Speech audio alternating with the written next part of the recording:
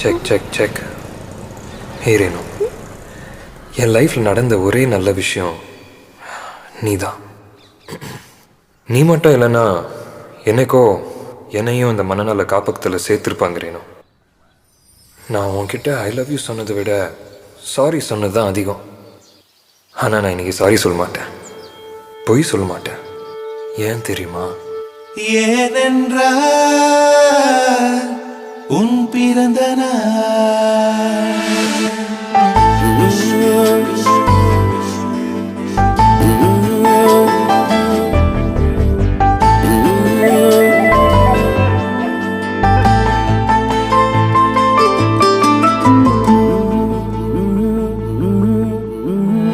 உலக பூக்களின் வாசம் உனக்கு சிறை பிடிப்பேன்.